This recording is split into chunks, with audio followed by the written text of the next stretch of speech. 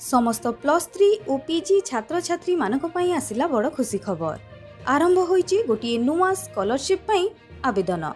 +3 छात्र छात्री को मिलिबो 2 लाख टंका और पीजी छात्र छात्री को मिलिबो 6 लाख टंका। कौन रही संपूर्ण खबर जानिबा पई वीडियोटी को शेष पर्यंत देखंतु। किंतु ता पूर्वरु निश्चित वीडियो को लाइक करि देबे। चैनल को प्रथम थर आसीतिले चैनल को सब्सक्राइब करी पाखरे तिबा बेल आइकन टिपी ऑल रे सिलेक्ट करबा को जमारू भूलिबे नाही। रिलायंस फाउंडेशन पक्षरु 2024-25 शिक्षा वर्ष पई 5100 जन छात्र छात्री को छात्रवृत्ति प्रदान करा जिवो। इथि पई आवेदन आह्वान करा जायछि। समग्र भारत रे थिबा शिक्षानुष्ठान गुडिकरु प्रथम वर्ष +3 और पीजी छात्र छात्री माने इथि पई आवेदन करि परिबे।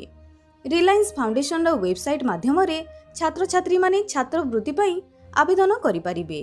आवेदन करिवार शेष तारीख 2024 अक्टोबर 6 रही। एही छात्रवृत्ति रे +3 पाठ्यक्रम रे समस्त विषय रे शामिल रही। इतरे योग्य विवेचित 5000 छात्र छात्री को 2 लाख टंका पर्यंत छात्रवृत्ति प्रदान करा जिवो। स्नातक पाठ्यक्रम रे प्रथम वर्ष रे जोग देउथबा समस्त छात्र छात्री एही छात्रवृत्ति पई आवेदन करि परिबे। सेहिपरि पीजी पाठ्यक्रम रे इंजीनियरिंग, टेक्नोलोजी, शक्ति एवं लाइफ साइंस विषय गुड़िकरे छात्रवृत्ति दिया जाउछि। एही सब पाठ्यक्रम रे ना लेखा जाउथबा 100 जन छात्र छात्री को 6 लाख टंका पर्यंत छात्रवृत्ति प्रदान करा जिवो। एही छात्रवृत्ति योग्यता एवं पारिवारिक आय आधार रे प्रदान करा जिवो।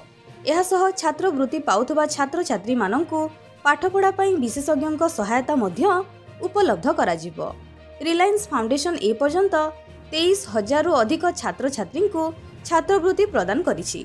10 वर्ष रे 50,000 छात्रवृत्ति देबा पई रिलायंस फाउंडेशन लक्ष्य रखिछि।